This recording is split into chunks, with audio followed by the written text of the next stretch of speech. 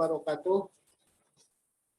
Teman-teman yang berbahagia, alhamdulillah kita bertemu di hari kedua bulan Ramadan yang kondisi hari ini dalam keadaan hujan. Alhamdulillah kita bisa ngabuburit dengan sedikit-sedikit tadarus, kalau orang Sunda tadarus, belajar bahasa Arab dengan mempelajari Al-Quran sedikit demi sedikit. Kemudian semoga rekan-rekan semua ada di dalam sehat, bahagia, dan puasanya atau saumnya mulus sampai di penghujung Ramadan. Dalam kesempatan ini kita akan melanjutkan, masih berbicara tentang isim.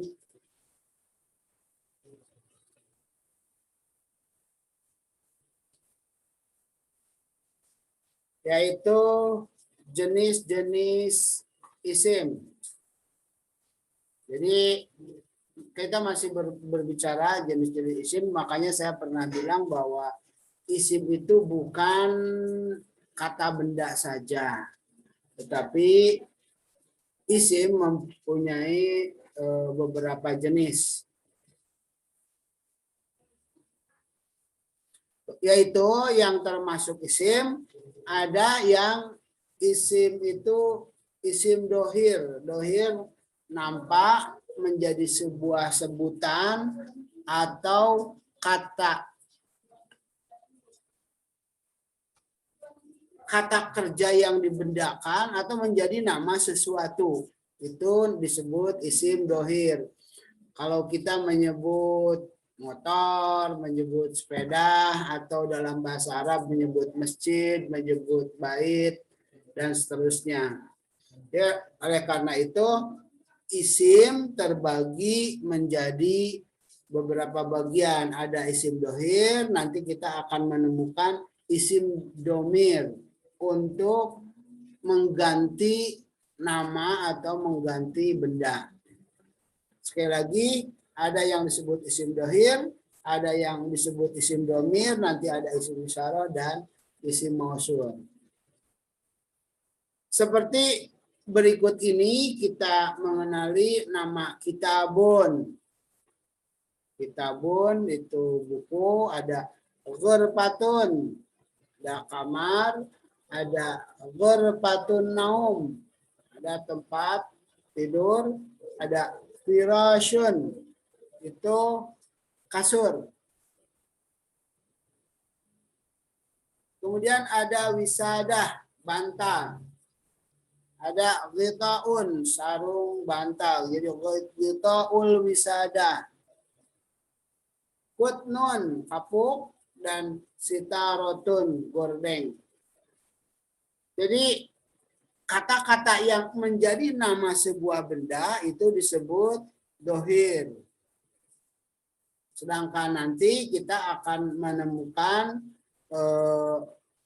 yang diganti untuk sebutan nama tersebut. Yaitu yang disebut isim domir. Kita bisa menghafal satu persatu untuk menyebut saya dengan anak bahasa Arabnya. Di Al-Quran banyak istilah anak. Kemudian nahnu, anak saya, nahnu kami, anta kamu, antuma, antuma kalian berdua, antum kamu semua atau kalian semua, anti kamu perempuan, antuma kalian berdua. Kemudian ada antunna, kalian perempuan. Huwa ada dia, kemudian huma, huwa itu dia, huma mereka berdua, hum mereka laki-laki, dia perempuan, huma mereka berdua, dan huna mereka berdua perempuan. Ini bisa kita lihat lagi di tayangan belajar isim domir piajum. Ya, waktu itu saya melatih teman-teman dengan menyebutkan atau menghafal kata ganti piajum.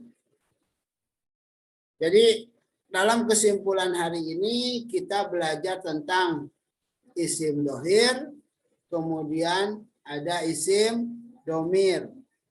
Isim dohir. Dohir nama-nama sesuatu atau hajarun, batu, baitun, rumah, masjidun, masjid. Itu dohir.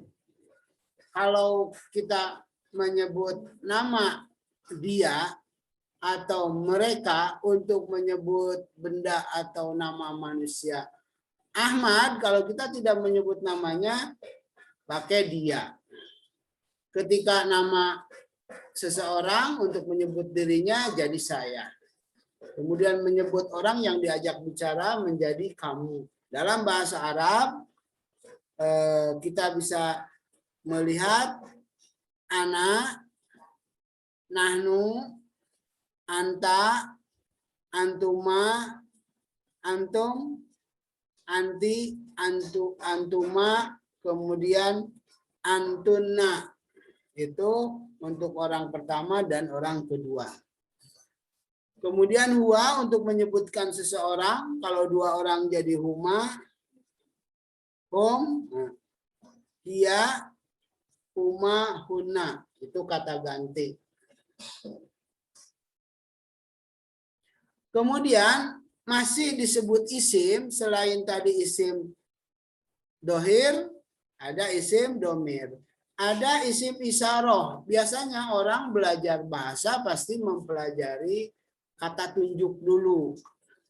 Ini dan itu. Bahasa Arabnya ini untuk laki-laki hadza dan itu dzalika. Khasnya untuk bahasa Al-Quran, khasnya untuk Al-Quran itu pasti ada dikelompokkan laki-laki, ada kelompok perempuan. Hadza kitabun, dzalika kitabun.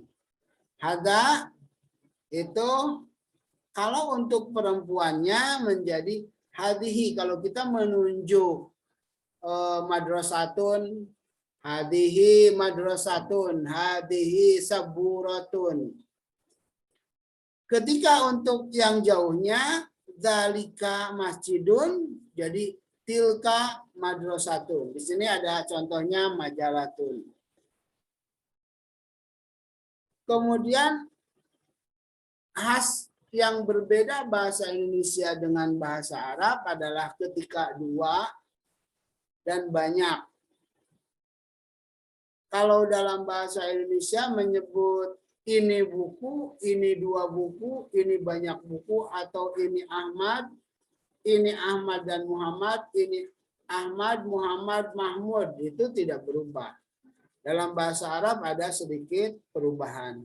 Ketika hadza untuk satu orang, hadzani untuk dua orang.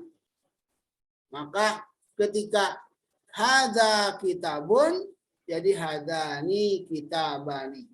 Nanti kita akan bahas ulang khusus melatih isim isyarah dengan kata bendanya. Kemudian ketika hadihi majalatun. Maka kalau dua, hatani majalatun. Ada juga zalika. Zalika kitabun. Kalau dua, zanika kitabani. Untuk banyak menggunakan nanti ada tilka. Jadi kalau tilka satu, kemudian dua, tanika majalatani. Ketika banyak sekali, baik yang dekat atau ini ataupun itu, asalnya hadihi, jadi hadihi lagi. Kemudian untuk benda khusus, tilka asalnya menjadi tilka lagi.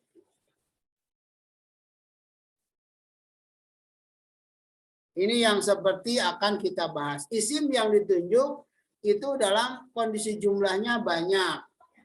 Hadihi kutubun. Kitab itu satu, kalau banyak kutubun. Kalau dua kitabani. Begitupun tilka. Maka hadihi kutubun. Tilka kutubun. Hadihi majallatun. Bila isim yang ditunjuk adalah berakal, mudzakkar, muannas, ketika untuk menyebut manusia, tilmidun, muslimuna, orang banyak, maka menggunakan hadinya diganti dengan haulai. Artinya ini, tapi untuk menunjukkan banyak. Kalau banyaknya lagi untuk itu menggunakan ulaika. Biasa di akhir pembicaraan kita berusaha sekalian tadarus, sekalian juga menganalisa mana yang isim dan mana yang selain isim dan mana yang isim isyarah. Kita baca dulu alif lam mim. Maka kita lewat aja masalah alif lam mimnya, kita akan tahu bahwa zalika itu isim isyarah. Alkitabu itu isim dohir. Nanti alkitabu mau diganti jadi huwa. Kemudian dalika kitabu, dalika itu. Jadi kalau kita mau nunjuk itu, maka menggunakan dalika. Jadi diterjemahkannya bukan ini kitab karena kitab yang dimaksud yang kitab yang ada pada di Lauhil Mahfuz, maka disebut zalikal kitabu. La, tidak, kita terjemahkan satu-satu. Roiba, ragu. Fihi, di dalam kitab itu hudan. Hudan juga isim. Kenapa isim? Karena ada tanwin. Li al-muttaqin, maka al-muttaqin juga termasuk isim. Li yang kita ingat-ingat sebagai haraf hofad, maka lil muttaqin, maka al-muttaqin isim. Alladzina nanti saya lewati dulu tentang isim mausul. Kenapa? Karena barangkali teman-teman terlalu rumit untuk menghafalnya. Saya tahu bahwa teman-teman yang berminat yang memesan belajar dengan saya orang yang betul-betul dari dasar. Alladzina itu nanti akan termasuk isim mausul. Insya Allah besok kita akan bahas. Yu'minuna bukan isim, al-ghaibi itu isim karena didahului dengan bi. Kemudian yukimuna as-salata karena ada alif lam. Wa mimma rojaknahum asalnya min dan ma dari yang itu juga termasuk isim mausul, kita akan melihat. Rojaknahum yunfikun. Waladina yu'minuna bima unzila ilaika. Maka teman-teman bisa melihat di sini ada berapa kata tunjuk, ada zalika itu, ada ulaika. Bima unzila ilaika wa ma unzila min qablik wa bil akhirati hum yuqinuna. Teman-teman bisa menemukan isim domir untuk banyak, yaitu hum. Kemudian ulaika. Nah, ulaika ketika tadi zalika, ulaika menyebut apa? Orang-orang yang yu'minuna bil ghaibi wa yuqimuna shalah wa mimma razaqnahum yunfikun. Itu banyak, maka tunjukannya ulaika ala hudam mir rabbihim. Wa ulaika ada lagi humul muflihun. Jadi ulaika mereka itu ada dalam petunjuk dari Tuhannya, dari Robnya. Wa ulaika dan mereka itu humul muflihun, termasuk orang-orang yang sukses, orang-orang yang berbahagia. Inna sesungguhnya alladzina yang. Jadi kalau dalam bahasa Inggris ada which, ada who, ada what gitu. Itu seperti dalam bahasa Al-Qur'an ada alladzina kafaru. Nanti saya terangkan dalam menjelaskan fi'il karena kafaru itu termasuk bentuk fi'il. Sawaun isim karena ada tanwinnya. Alaihim, ala dan him itu dua kata disatukan. Alanya sebagai haraf jar, himnya sebagai isim domir yang karena ada ala jadi asalnya hum jadi him. Andar tahum amlam tumbir hum la yu'minun. Kemudian khotama nanti bentuk isim Allahu ala qulubihim. Qulub itu bentuk jama dari qalbun. Insya Allah minggu depan kita akan membahas bentuk mufrad, musana dan jama. Tadi sudah sudah tersinggung dari kata tunjuk. Jadi emang susah menghindari ketika kita membahas satu maka mesti merembet. Wa ala sam'ihim dan pendengaran mereka, wa ala absarihim dan penglihatan mereka, isyawatu walahum adabun alim. Mereka adim, mereka isyawatun tertutup, walahum dan bagi mereka adabun adim. Lumayan kita bisa tadarus di surat Al-Baqarah ayat 1 sampai 7. Yang kita bisa mengurai mana kata tunjuk, mana isim dohir, mana isim domir, walaupun sedikit-sedikit. Kita sambil jalan, karena emang bahasa itu harus dibahas, diulang-ulang, dan satu sama lain saling berkaitan.